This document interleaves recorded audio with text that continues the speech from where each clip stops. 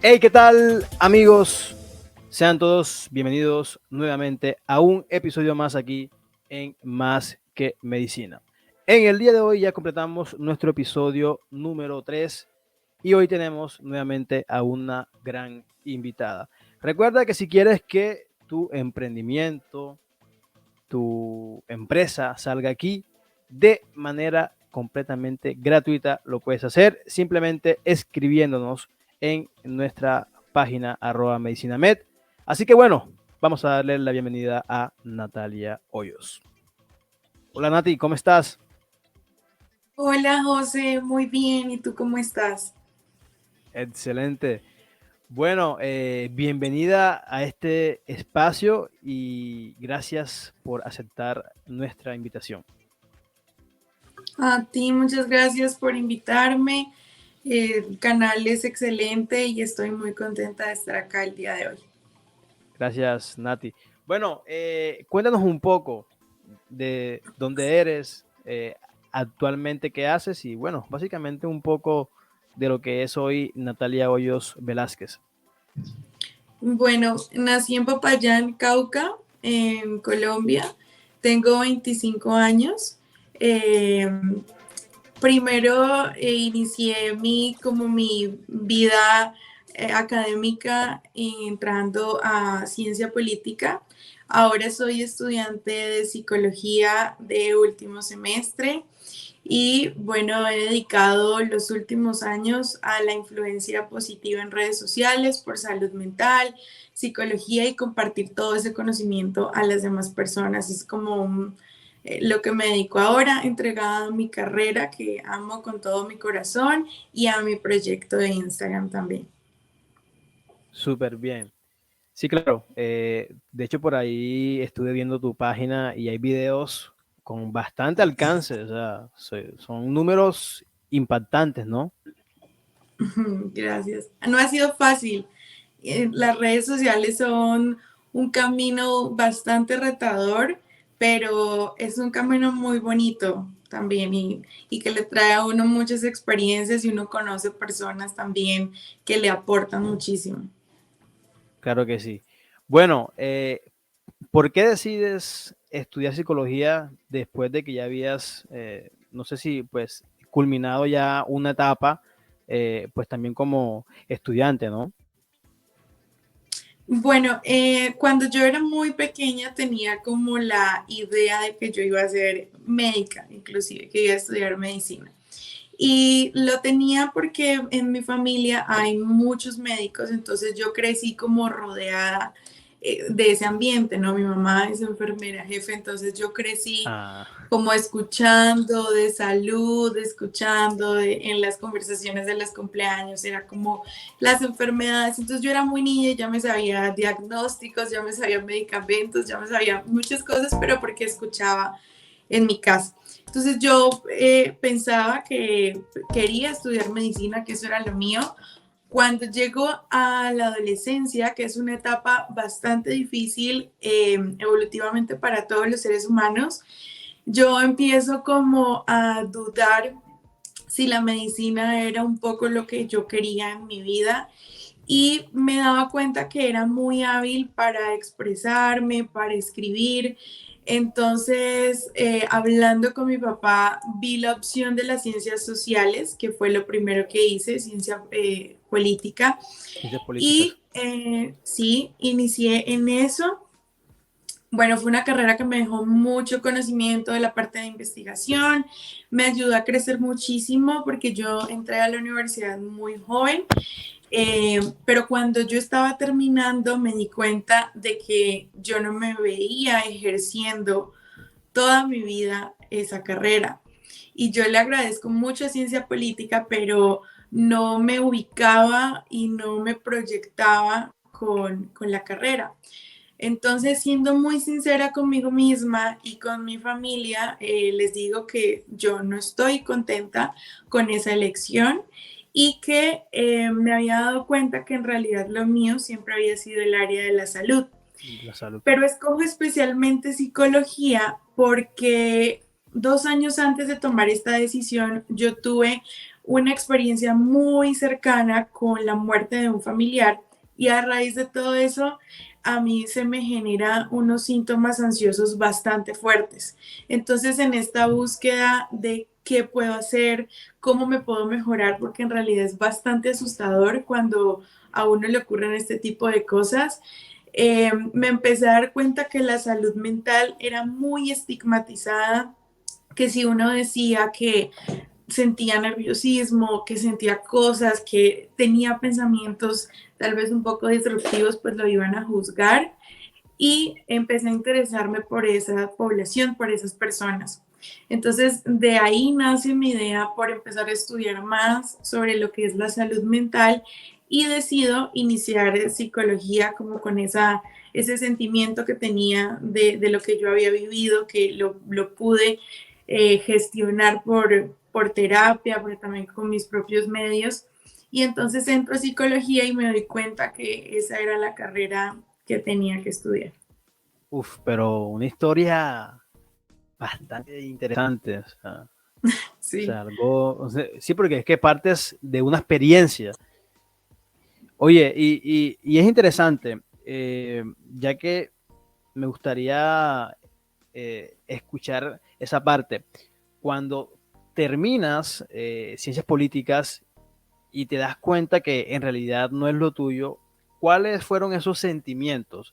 Porque sé que como humanos nos ha pasado y quizás muchos de los que nos están aquí escuchando puede que estén en la misma situación. Hay jóvenes que están estudiando actualmente una carrera y realmente no les gusta. Entonces, ¿cuál sería ese consejo que, bueno, ya sea una experiencia que usted tuvo, le darías? Bueno, para mí lo más importante de lo que yo aprendí es tener la valentía de escuchar al corazón y tomar la decisión de hacerlo. Porque muchas veces en la vida iniciamos proyectos, iniciamos cosas por cumplir expectativas de los demás y cuando estamos en ese proceso nos damos cuenta que tal vez no somos felices con eso. Y la vida en realidad es muy corta. Cuando uno tiene experiencias cercanas a la muerte, se da cuenta que la vida es muy cortica. Y hay que procurar ser feliz y vivir en felicidad con lo que uno es. Entonces, para mí, lo más valioso que yo le puedo decir a una persona que se encuentre infeliz en su carrera es que haga un ejercicio interno de qué es en realidad lo que le gusta, qué suena en su vida, cuál es su pasión, qué es lo que lo motiva, qué es lo que lo apasiona y tome la decisión valiente porque no es fácil, porque van a haber muchas personas que te van a decir, pero ¿cómo vas a hacer eso? Si ya vas a acabar, si ya tienes un proyecto, cómo se te ocurre volver a empezar, pero la verdad es que sentirse feliz y sentirse pleno es muy gratificante y es la mejor decisión que uno puede tomar. Y al final las personas que te apoyan son las personas que realmente te quieren porque quieren que tú seas feliz. Entonces, primero eso, ¿no? Hacer un ejercicio interior de saber si en realidad es que no le gusta o tiene una crisis y posteriormente tomar una decisión desde el amor propio. Claro, eso es importante porque ahí mencionas algo, cómo manejar la crisis, porque algo muy diferente es cuando durante la carrera hay un obstáculo y dicen, no, ya no quiero continuar. Ahora, ¿qué consejo le darías para manejar las crisis? O sea, ¿qué hay que hacer ante una crisis, sí, digamos que pues emocional, ¿no? Ujú. Bueno, las crisis son procesos de los seres humanos que siempre van a estar, porque las crisis nos permiten a nosotros crecer y generar habilidades de adaptación diferentes que nos permitan enfrentarnos a otros escenarios posteriores. Entonces, lo primero que uno tiene que tener en cuenta cuando uno es consciente que está en una crisis es que es momentánea y que no es para siempre, porque tendemos a pensar cuando estamos en un momento difícil que eso no va a cesar o que esa sensación no se va a apagar. Y lo más importante es tener claridad y tranquilidad de que va a pasar. Lo que pasa es que en las crisis nos ponemos demasiado sensibles y vulnerables. Y es muy importante que cuando nos encontramos en este proceso empecemos a retomar todas esas habilidades que habíamos ganado, la resiliencia, la fuerza de voluntad, la perseverancia, y empecemos a trabajar en nosotros mismos, sobre todo en carreras de la salud, ¿no? Que son bastante comunes las crisis en la carrera. Entiendo que para medicina es un proceso bastante fuerte, pues tengo personas muy cercanas en medicina, en otras carreras de la salud también, psicología también pasan crisis. La diferencia es que cuando tú sientes una crisis, sientes que al final eso que te está haciendo sufrir es lo que te llama, como que tú al final sientes, bueno, pero como que esta carrera me llama, diferente a cuando en realidad no es lo tuyo, que es como si tú te apagaras completamente y sintieras que no tuvieras espacio en ese proceso. Muy interesante lo que hablas. O sea, eso es, yo creo que eso es un tema bastante común en los jóvenes y, y quizás cuando esas crisis no se manejan como debe ser, mucha gente termina retirándose y quizás eran buenas para la carrera, pero simplemente la crisis hizo que muchos jóvenes hoy no estudian lo que quizás era lo suyo. Muy importante, muy importante. Bueno, tengo otra pregunta que es bastante común. Eh, ¿Qué es lo más difícil en la psicología y qué recomendación le darías a las personas que tienen temor de ir al psicólogo o en su defecto consultan por primera vez?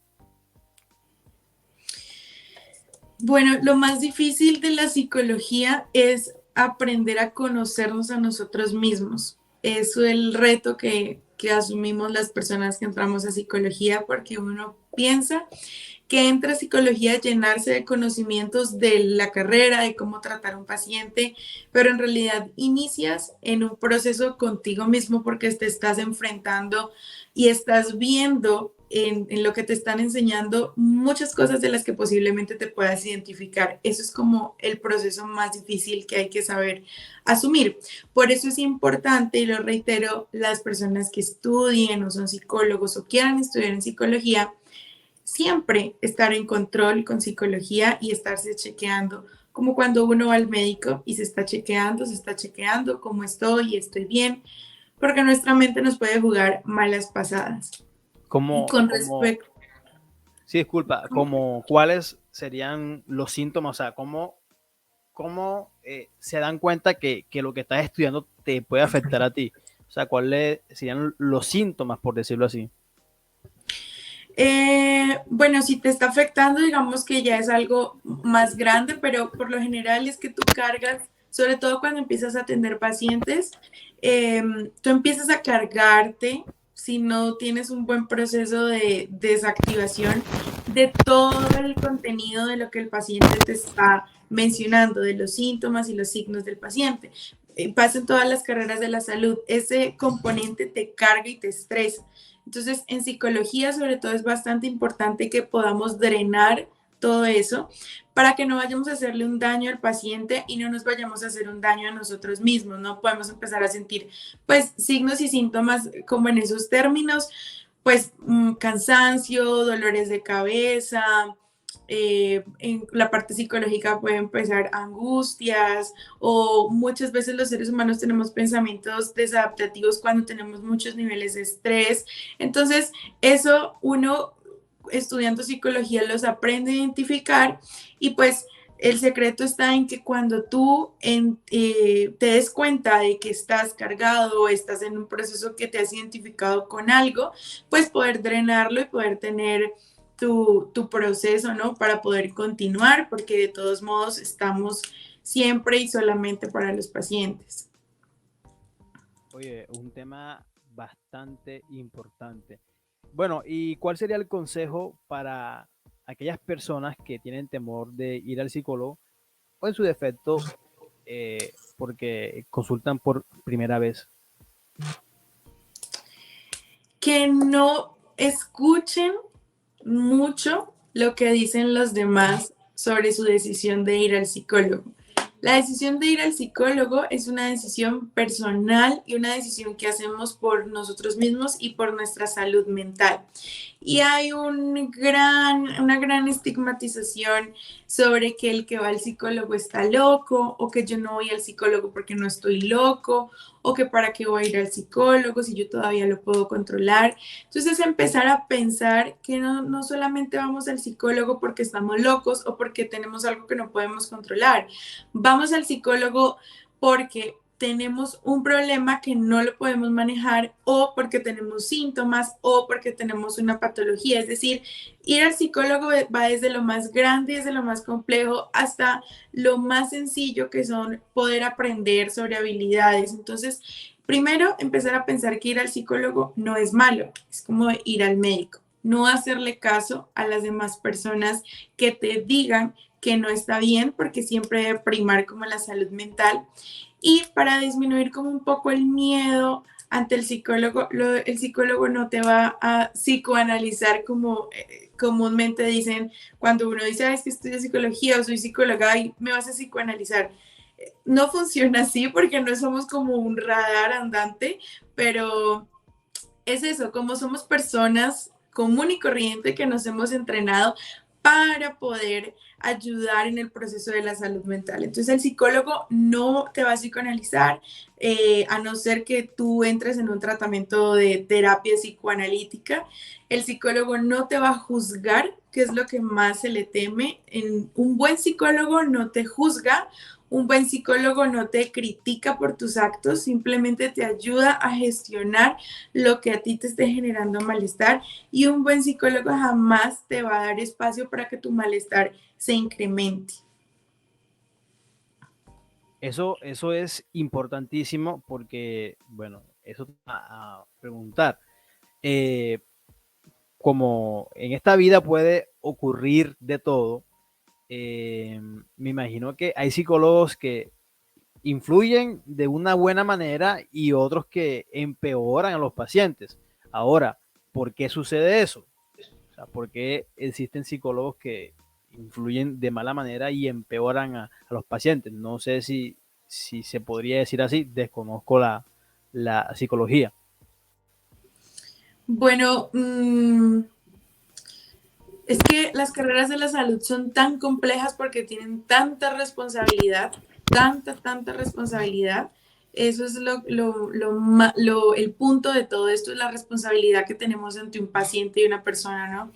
Para mí, por lo menos en la academia, no dedicarle el tiempo necesario a conocer los casos de los pacientes, pues es un acto de irresponsabilidad. No dedicarle el tiempo necesario a conocer los tipos de tratamiento, los diagnósticos, puede ser un acto de responsabilidad, pero también pueden ocurrir cosas, y es que el psicólogo es un ser humano. Entonces, puede equivocarse, puede que hayan casos en los que se conecten o hayan procesos de transferencia, o digamos el psicólogo se identifique tanto con el caso y no lo haya censado a tiempo para remitirlo, porque cuando uno tiene un caso que no puede atender, tiene total libertad de remitirlo. En el caso de que no haya sido así, pues puede generarse un proceso dañino, tanto para el paciente como para el psicólogo. Entonces pueden influir bastantes variables, desde que la persona no se preparó adecuadamente, o que hay un error, o que el psicólogo no está en su mejor momento, o que hubo un proceso de interferencia con el tratamiento, como lo que estoy mencionando. Y bueno, también depende mucho del entorno y de la situación, ¿no? Y creo que no solamente pues en la psicología, sino en todas las carreras de la salud. Importante. ¿Cómo es la consulta por psicología? O sea, ¿cómo inicia? Yo la verdad nunca he ido al psicólogo. No porque tenga temor, pero en serio que nunca he ido. O sea, ¿cómo se inicia? O sea, ¿cómo tratas o cómo ustedes entran en contacto íntimo con el paciente? O sea, ¿cómo es ese primer paso? Porque obviamente a veces todo se vuelve muy mecánico. Anteriormente, justamente, ahora hago aquí un paréntesis, estaba en una charla de una psicóloga y ella decía que era muy importante porque los tiempos de consulta a veces no son suficientes. Ella, no sé, no tengo el tiempo exacto que ella mencionó, pero ella argumentaba que hay un tiempo que ustedes tienen que es considerado como la consulta por psicología. No sé, la verdad es que no sé cuánto es el tiempo, pero ante esos casos que hay que hacer, o sea, cómo es ese contacto y a veces porque como está en un sistema de salud acá en Colombia, que a veces se pide que la consulta sea 15 minutos, yo me imagino que en 15 minutos no va a darle solución a lo que tiene el paciente, entonces se vuelve bastante complicado, ¿no? Sí, pues mira, eso también depende del psicólogo y del enfoque que tenga el psicólogo. Creo que... Bueno, ahí Ay, tiene no. un pequeño problema. Pues, no importa. Espera un momento. Listo, ahora sí. ¿Listo? Sí, sí. Ok. Ahí estoy bien. Sí, sí. Tranqui. Seguimos. Vale. Es que no me aparece ya. No, Bueno, dale, tranqui. depende también del enfoque del psicólogo, ¿no? En psicología tenemos enfoques para abordar a un paciente. Entonces, por ejemplo, hay psicólogos cognitivo-conductuales, hay psicólogos en psicoanálisis, en el área sistémica, en el humanismo, bueno, hay distintos enfoques. Ah, Entonces, de ok. acuerdo al enfoque, pues va a ser el tipo de abordaje que se haga al paciente. Pero como a Mm, modo general, lo que siempre se hace es un proceso de rapport, se le conoce como rapport, que es como un primer acercamiento con el paciente y es como poder romper como el hielo y es bueno diferente, ¿no? Es como decir el rapport para un adolescente, como romper el hielo con un adolescente va a ser completamente diferente con un adulto mayor, con un adulto, con un joven, con un niño. Entonces, empezar a entender como esos procesos de la edad de cada persona y sobre eso pues entrar como a hablar con el paciente. Y pues lo que se hace en la primera consulta, por lo general, si hablamos del área clínica, siempre pues la historia clínica, el proceso de anamnesis, que es donde uno recoge pues todo los datos del paciente, antecedentes, qué le sucede, cuál es la enfermedad actual, las manifestaciones que tiene, por qué consulta, cuál es su red de apoyo y se hace un examen mental que pues eso ya el psicólogo en la experticia clínica lo hace y dirige unas preguntas, se pueden hacer algunas pruebas y sobre eso pues se saca como una primera impresión del paciente. Después de esto, pues ya se empieza ya como tal un proceso de acercamiento y de tratamiento con la persona de acuerdo a lo que cada persona necesite y pues para cada uno va a ser distinto, ¿no? En la primera consulta siempre se suelen ver como la personalidad, si hay posibles mecanismos de defensa, cómo es la persona relacionándose. Entonces todos estos insumos te van dando como guías para poder abordar al paciente y para poder hacer un tratamiento que sea efectivo. importante, importante. ¿Y cuánto es el tiempo en consulta? O sea, ¿en cuánto tiempo se debe escuchar o estar en intimidad con el paciente? No hay un tiempo estándar, se habla que mínimo una hora, 45 minutos, una hora.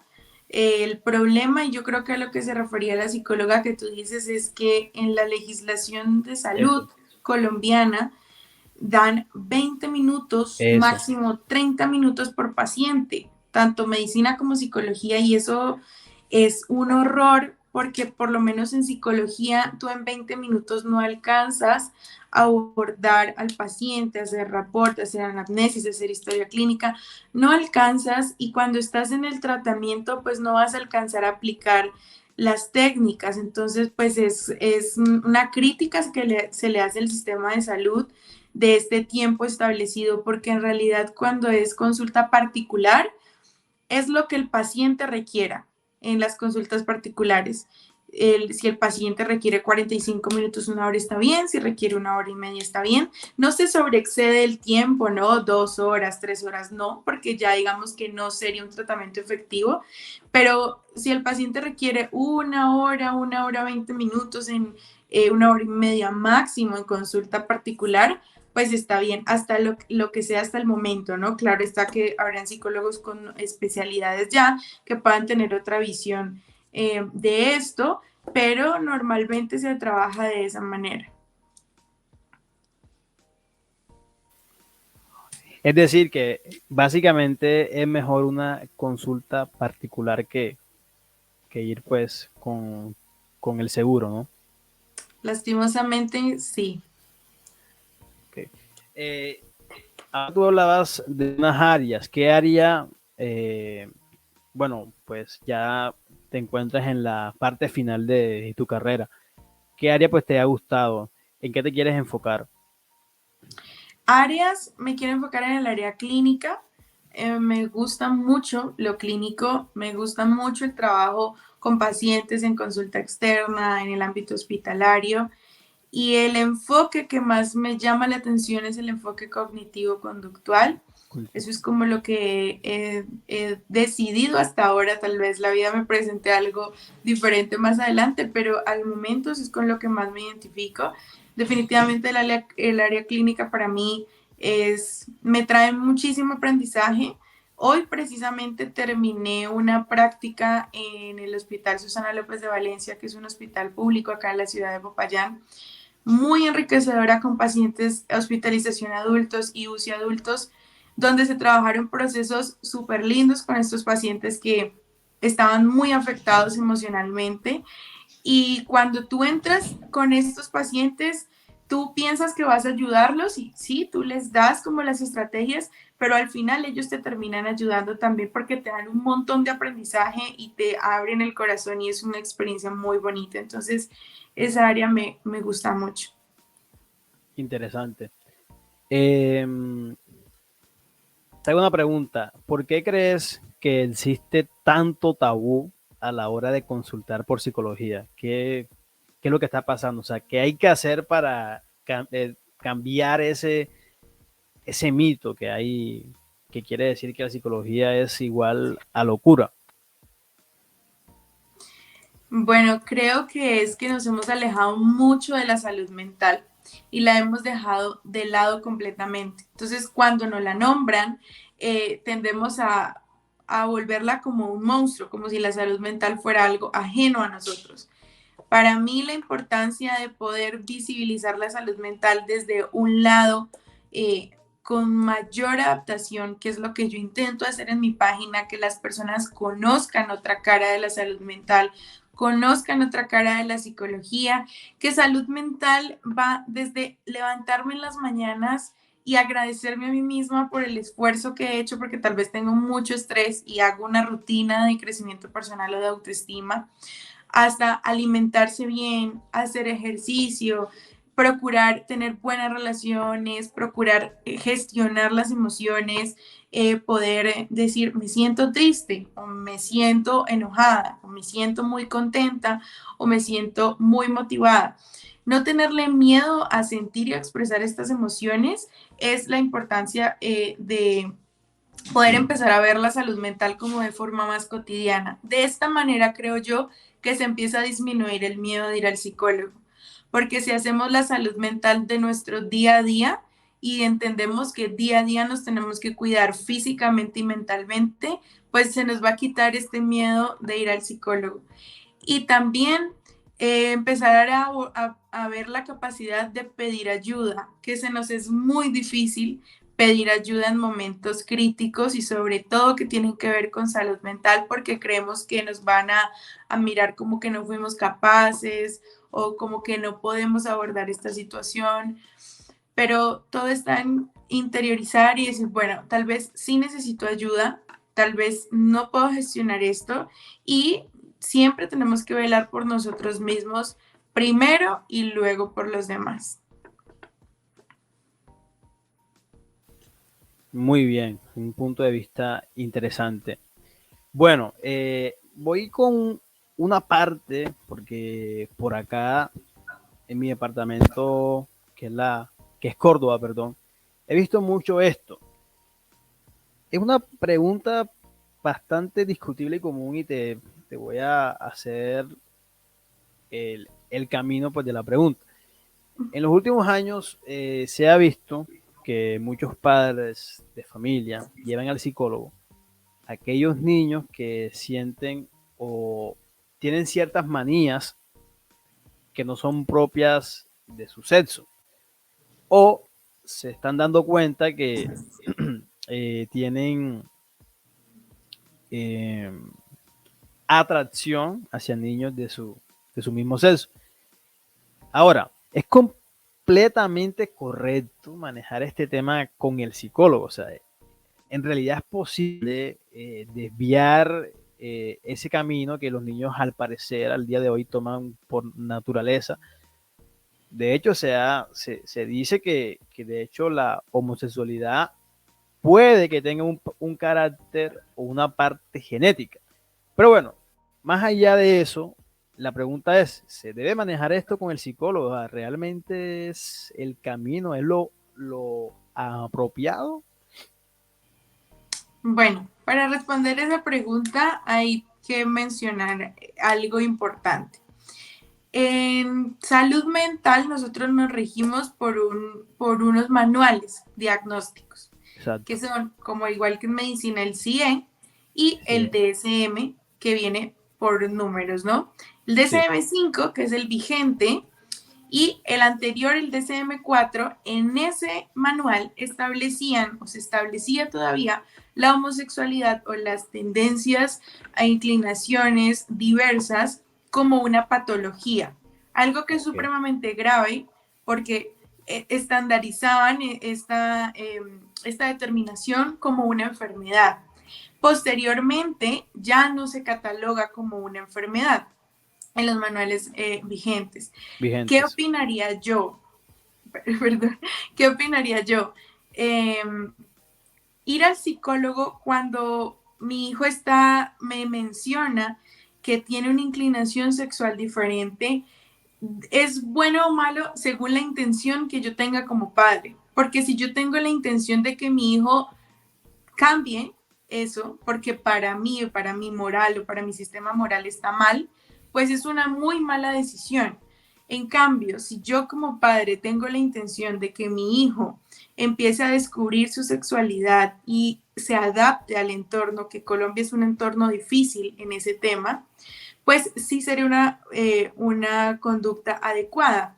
Porque el psicólogo lo que sí puede hacer es acompañar en el proceso de readaptación de esta persona, de poder conocer bien su sexualidad, que pueda identificarse completamente, que pueda ser capaz de expresarlo abiertamente, de acompañarlo en el proceso. Es decir, si una persona decide ser gay, o ser homosexual, el psicólogo lo puede acompañar en el proceso de expresar ese sentimiento de es homosexual. Eso es un acompañamiento que se hace. Pero si los padres tienen la intención de que el psicólogo le va a cambiar la orientación sexual, es una equivocación, eh, pues Y un daño, garrafal, ¿no? un daño, exacto, un daño que se le hace al niño. Ahora, ¿a los cuántos años se considera que es, eh, sí, que el niño puede ir por ese tema? O sea, ¿cuál sería la edad o no hay una edad exacta para ese tema? No hay una edad estandarizada, pero uno puede consultar por psicología en la edad que sea. Si es muy niño, muy posiblemente es que se lo remitas al psicólogo infantil, que el psicólogo infantil pues va a determinar qué es lo que pasa en el periodo que el niño está, ¿no? En Ok. el año que el niño está de su vida. Si es un adolescente, pues seguramente irá a donde un psicólogo especializado en esta área. Pero no hay, digamos, como un estándar de decir, yo puedo llevar a mi hijo al psicólogo por edad, sino pues ir viendo cómo van evolucionando las cosas en la casa y tener siempre claro que si lo voy a llevar al psicólogo es porque quiero fortalecer ese proceso de adaptación a la inclinación sexual que sea y no porque quiero cambiarle su decisión. Importante, importante. Bueno, ahora vamos a hablar de otro tema, que en serio, esto es muy interesante. El tema de las relaciones sentimentales. ¿Cuándo se puede decir que una persona está completamente enamorada? Y esto lo digo porque estamos en una sociedad donde ya sí, o sea, digamos que al mes empiezan una relación y en pocos días se termina y donde ya hay palabras como temas de amar, eres el amor de mi vida y todo eso, porque pasa, yo veo muchos memes por ahí y es algo bastante común. En ese tema, una persona como realmente se da cuenta que está completamente enamorada y en realidad es amor, porque una cosa es atracción y otra cosa es amar. Sí, la psicología lo explica desde el ciclo de las relaciones. Y nosotros cuando entramos en una relación de pareja, entramos a un ciclo y a un proceso. Las relaciones de pareja son la forma de aprendizaje y crecimiento personal más potente que existe. O sea, por eso es que pasan cosas que tú dices, pero es que ¿cómo es que esta persona me saca tanto de casillas? Precisamente porque está sacando todo eso que tienes que trabajar. Y en ese ciclo, uno entra al ciclo en la etapa más in love, rosa, pink de todas, que es la etapa del enamoramiento, que es donde todo es bonito, todo es perfecto, la persona es un ideal allá, es que esta persona es, mejor dicho, lo que nunca antes conocí, una persona perfecta, son cosas que se escuchan en el proceso del enamoramiento, que es la primera etapa de la relación y dura más o menos entre lo que inicia la relación a 10, 11 meses, un año. Entonces, en esa etapa todo es perfecto, idealizamos a la otra persona, la colocamos en un pedestal, lo mismo esa persona pues a nosotros, en un tipo de relación normal, ¿no? Después de esta etapa viene una fractura al ciclo de la relación y es donde empezamos con la primera crisis de relaciones, porque empezamos a darnos cuenta que esta persona no es tan perfecta como nosotros lo pensábamos. Entonces Okay. empezamos a ver defectos de la persona. Empezamos a ver que esta persona ya, que antes me traía flores todos los días, cartas, chocolates, se moría por mí, ahora no, pues está concentrada en sus cosas, yo estoy concentrada en las mías, entonces, ¿qué pasó? ¿Por qué cambió? Porque el choque del primer año es, pero ¿por qué cambió? ¿Por qué nos distanciamos? Yo ya no siento lo mismo, él ya no Eso. siente lo mismo. Es un proceso normal porque nos empezamos a dar cuenta de que esa persona no es lo que yo pensé. Entonces, ese proceso es difícil porque empezamos a ver como el lado negativo de esta persona. Luego viene el conocimiento real de la persona y es cuando nos damos cuenta de quién es la persona en verdad. Si continúan juntos y si logran pasar pues este proceso del primer año, empiezan a descubrirse cosas como acuerdos en común, proyectos de vida, si yo me proyecto con esta persona o no, si esta persona tiene la misma visión que yo o no tal vez la misma, visiones que se puedan complementar. Empiezo a ver como más cosas de mi pareja y mi pareja empieza a ver más cosas de mí. Y llega un punto en el que le veo la sombra, porque todos los seres humanos tenemos una luz y una sombra. Y cuando vemos la sombra de la persona, que es la parte más oscura, y nos enfrentamos a eso, que es un proceso que implica miedo, si somos capaces de decir, a pesar de todo esto que he visto, a pesar de las crisis, de las primeras crisis, a pesar de todas las negociaciones que hemos hecho, a pesar de esto que estoy viendo, de este monstruo que estoy viendo, tengo la capacidad de seguir queriendo a esta persona o de seguir entregándole mi sentimiento a esta persona, empiezo a descubrir que estoy entrando en un proceso de amor, ¿no? Uf, pero no podemos llamar amor en el enamoramiento. En el enamoramiento no hay amor, hay un proceso de conocimiento, de coqueteo, bueno, no lo puedo poner en palabras así tan estandarizadas, ¿no? Porque todas sí, las parejas son distintas, pero eso, digamos, es lo que habla el ciclo de las relaciones, que más o menos después de los 2 años, 2, 3 años, empiezas a darte cuenta si en realidad eres capaz de amar a esta persona o no eres capaz de amarla. muy bien. Ahora, ¿qué sucede? Algo de lo mismo. O sea, hay personas que a la primera crisis ya como que quiero terminar, todo llega hasta aquí. O sea, ¿cómo se debe manejar eso entre las parejas? O sea, ¿cómo te das cuenta tú que realmente alguien te quiere y que pues realmente no era lo que tú pensabas? O sea, cómo hacerle entender a los que nos están viendo si esa persona realmente te quiere e intenta solucionar todas esas crisis.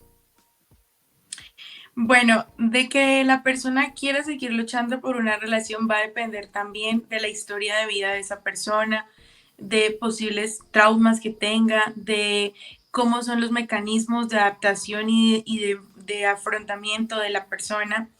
Pero lo más importante para superar crisis en pareja y para superar momentos difíciles es tener acuerdos, límites, comunicación asertiva y aprender sobre los lenguajes del amor.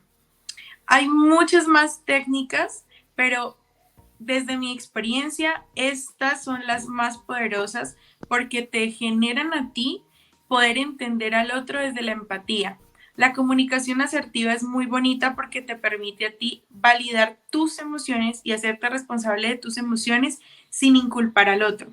Entonces vemos cosas como que en peleas, ay, es que tú, pero haces esto, haces lo otro, pero porque eres así, pero porque diferente a que yo pueda hacerme responsable de mis emociones y pueda decir, mira, tengo mucha rabia en este momento. Entonces, me voy a calmar, pienso las cosas y te las comunico o te hablo, pero Importante, cumpliendo las cosas. importante. Claro, cuando me calmo, cuando logro como bajar un poco la rabia, puedo decirle, mira, yo siento mucha tristeza al escuchar ese comentario que me dijiste, por ejemplo. Diferente ahí, pero es que tú, ¿por qué me dices eso? ¿Cómo se te ocurre? ¿Cómo se te...? Es una forma de comunicarnos distinta. Cuesta mucho aprender cómo a comunicarnos de esta forma, porque es aprender a romper esquemas que tenemos nosotros mismos. Pero es un aprendizaje muy bonito en pareja y si los dos lo hacen y los dos están dispuestos a cambiar estos procesos, bueno, vamos a dialogar, vamos a ponernos límites, pues es una persona que realmente está interesada en ti porque está interesada en que la relación prospere. Y con los lenguajes del amor, pues todos tenemos lenguajes del amor distintos. Claro, Entonces nos comunicamos de forma distinta. Y con esto solucionamos millones de problemas. Eso es otra cosa importante y la confianza. la Porque en las confianza. relaciones, sí, es que en las relaciones de pareja la gente piensa que todo es perfecto y todo es bonito y no. Y pueden haber procesos duros, difíciles de asumir, que tengan que ver con otras personas o que tengan que ver con la misma pareja. Pero en la confianza y en las bases de la relación está como el potencial para decir, bueno, esto lo podemos superar o no lo podemos superar y a qué acuerdos vamos a llegar. Oye, es un tema bastante importante. Eh, ahora que creo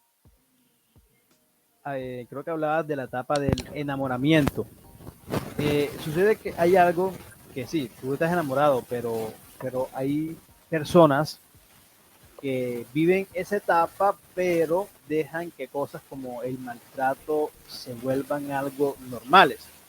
¿Por qué sucede eso?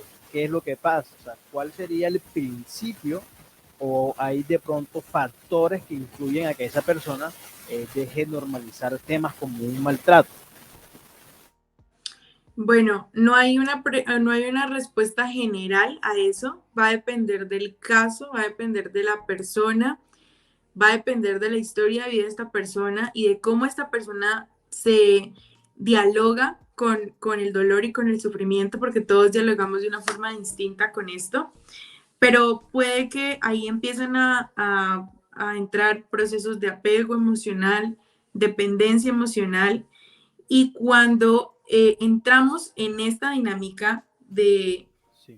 de es que no puedo vivir sin la otra persona, así la otra persona me haga lo que sea, no puedo vivir sin esta persona, pues tenemos que empezar a ver que algo está mal y algo dentro de nosotros mismos nos está dando un signo de alarma, porque en realidad no podemos tener dependencia por nadie, ni siquiera por nuestros papás. Esto la psicología lo ha tratado mucho y es como evolucionar estos factores dependientes, ¿no? Que tenemos en nuestro desarrollo de vida.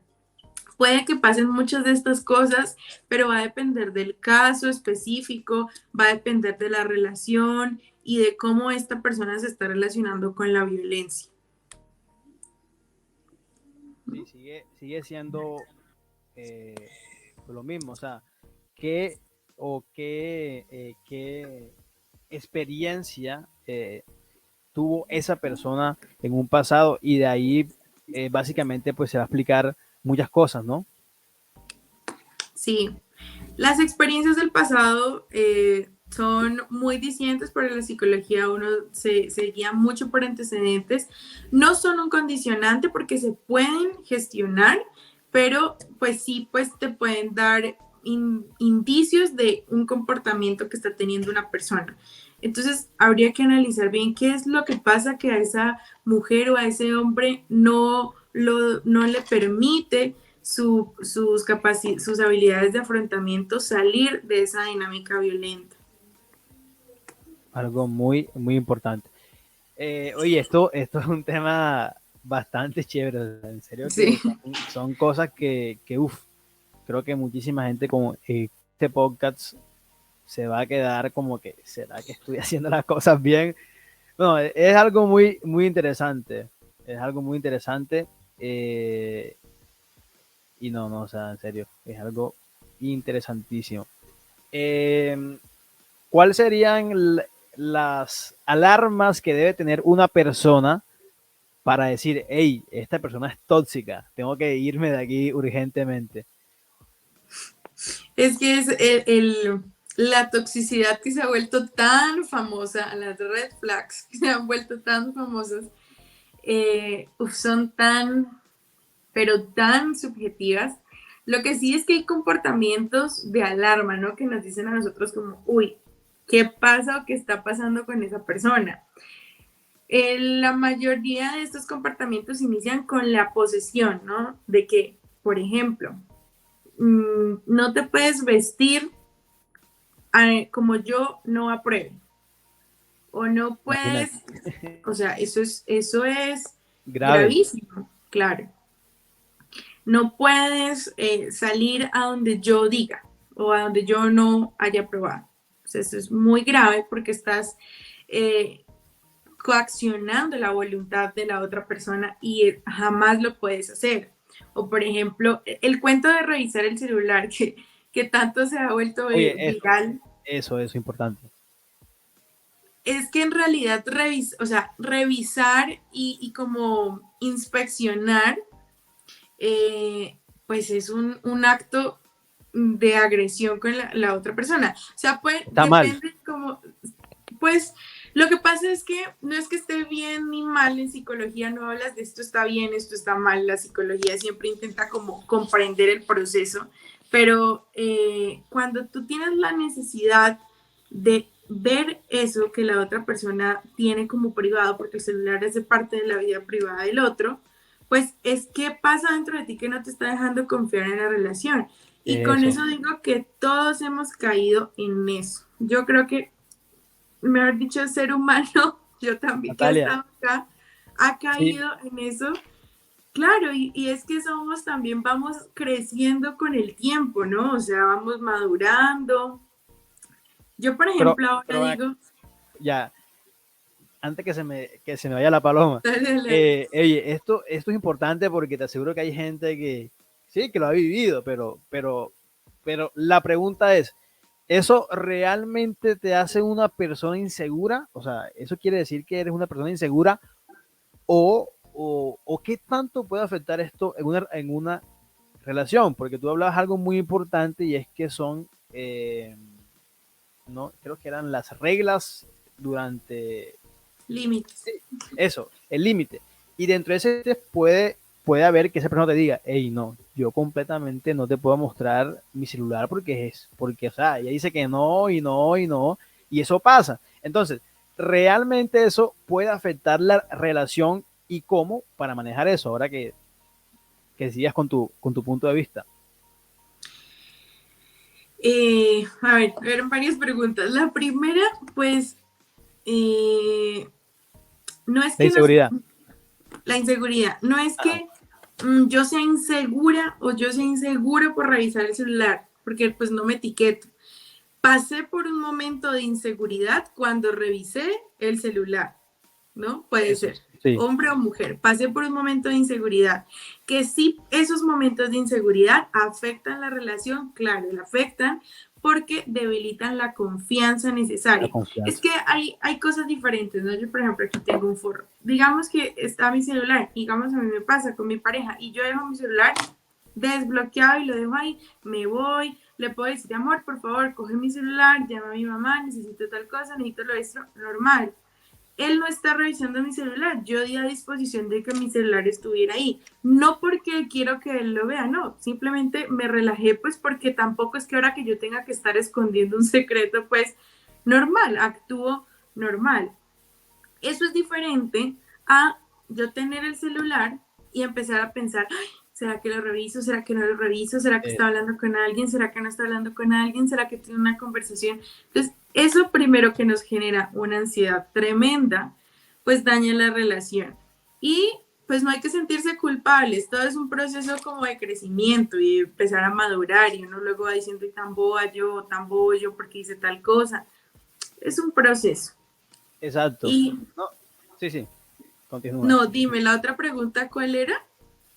Eso, pues de la inseguridad y pues realmente, bueno, ya, creo que eran dos las que ya diste respuesta. Iba a comentar algo y es que sí, eso es bastante común. De hecho, sí, creo que por esa misma razón, muchísimas personas terminan su relación y, y bueno, toca ser maduros y entender que obviamente es la vida de esa persona. Sí, eso es bastante común. Bueno, algo que también es muy común y es el tema de la infidelidad. ¿Por qué? No diré que o sea, tú la sepas toda, pero ¿qué crees tú? Porque hay personas que yo digo, o sea, pues madre, pero si tú estás con esa persona y realmente tú estás enamorado, la quieres, ¿por qué hay que incluir una tercera persona en la relación? ¿Qué pasa? Pues no entiendo por qué los seres humanos hacen eso. ¿Y quieres que te dé mi respuesta desde la psicología o desde lo que yo pienso? No, aquí Porque de todas las maneras posibles, que eso y es que ese tema es duro, pero, pero desde la psicología existen factores de inseguridad que empiezan a manifestarse cuando hay procesos de infidelidad. En realidad la infidelidad no es que yo o buscar a otras personas, no es que yo, ay, es que no me satisface o no me siento cómodo, no, es que soy inseguro o soy insegura. Porque si yo fuera una persona, me pongo a mí como ejemplo, ¿no? Para no poner, digamos, otro caso o algo así, pero si la persona realmente es segura, pues no tiene por qué hacer este tipo de cosas. Simplemente lo que hace es decir, oye, mira, yo no siento que la relación me esté aportando más, no siento lo mismo, creo que es necesario para mí darle un final. Eso es un comportamiento maduro en relaciones, ¿no? Un comportamiento inmaduro en relaciones y un comportamiento de inseguridad es querer tener todo sin perder las comodidades que ya tengo, ¿no? Porque Oye, en las relaciones se generan un tipo de comodidades, relacionamientos, ya conocemos a la otra persona, es que esta persona esto, lo otro, y por no tener la valentía de enfrentar lo que se está manifestando al momento, pues se cometen ese tipo de cosas desde la psicología. Ahora, desde mi posición personal, es un amar y estar con una persona es una decisión de todos los días, de yo levantarme y decir, bueno, hoy tomo la decisión de seguir amando a mi pareja. uf, Y sobre fuerte esa comentario. decisión, sí, o sea, digamos, eso es como lo que intento hacer yo y como la dinámica que se ha intentado gestionar en mi relación. Tomo la decisión de seguir amando a mi pareja y de seguir luchando por mi relación porque hay un proyecto de vida juntos, porque las relaciones que tienen proyectos de vida son las relaciones que tienen más fuerza para seguir adelante. Si yo estoy por estar, pues todo va a flaquear. Todo va a flaquear porque voy a decir, bueno, ¿y esto para dónde va? ¿Para dónde vamos? Y pues va a ser difícil. Y sobre esos actos de decisión diarios, de yo sigo amando a mi pareja, de yo sigo teniendo el acto de fe de confiar, yo sigo amándola, pues va a ser muy difícil caer en una de estas cosas porque es una decisión no solamente con mi pareja, con mi novio, sino conmigo misma. Porque la infidelidad para mí no es solamente una falta de respeto para la Una otra falta de persona, respeto. para uno mismo, exacto. Para uno mismo porque no se está dando el lugar que se merece. Entonces, eso es un tema muy discutible porque hay, bueno, muchísimas explicaciones, muchísimas formas de ver, pero digamos que esa es la manera que yo pienso que para mí tiene más sentido, ¿no? Entender estas cosas y decir, bueno, ¿para qué este tipo de cosas, faltarme el respeto a mí, faltarle el respeto a la otra persona, si yo todos los días estoy decidiendo amarlo, pues no necesito más? Uf, es chévere, chévere ese tema. Uf, importantísimo. Bueno, ya para ir culminando ese tema de el amor, ¿considera que es importante o qué tan importante debe ser el tiempo en pareja? ¿El tiempo de calidad o el tiempo que se da cuando hay crisis? Bueno, las dos, ya que las mencionas. Bueno, el tiempo de calidad es supremamente importante. Y con esto no es que ahora voy a estar pegado a mi pareja todo el día, 24 horas al día. Pues no, porque ahí se está interrumpiendo con la vida normal de la otra Con la vida persona. normal. Exacto. Tiempo de calidad es que cuando se vean sea un tiempo para los dos, para vivir ese sentimiento, para disfrutar, para proyectarse, que sea un tiempo explícitamente para los dos. No que se vean y es que, ay, es que tengo que hacer tal cosa, es que tengo que, o sea, puede pasar, porque es que en las relaciones largas, sobre todo, uno ya no, que es diferente una relación de 2 años, una relación de 5 o 6 años, donde ya la vida continúa y las metas, todo. Entonces tú estás en tantas cosas y tu pareja suele ser como ese complemento, pero a la vez como esa persona que te entiende tanto, que hay que saber equilibrar el tiempo de calidad, ¿no? Con la persona. Y entender que los tiempos de las demás personas, pues no puedes ponerlos por debajo tuyo, ¿no? Y bueno, yo lo tuve que aprender también casi que como choque, porque yo entré a psicología, no hay tiempo. Mi novia está terminando medicina, menos que hay tiempo. Entonces, Imagínate. es como, sí, es como, bueno, el tiempo de calidad que se comparte sea poquito, pero que sea un tiempo adecuado. Y con relación a los tiempos que se dan por es que me pasa algo, o yo siento que la relación no está igual, o siento que debemos darnos un tiempo y ver qué sucede, ¿no? Que puede evaluarse este tipo de cosas, a lo que se le llama el tiempo cero. Bueno, son tiempos que pueden ser sanadores si las dos personas son maduras y si las dos personas están de acuerdo cuando se vuelven a encontrar a retomar la relación desde cero y sin tener en cuenta como lo que pasó en el pasado, vale la redundancia, o las cosas por las cuales decidieron darse ese tiempo, ¿no?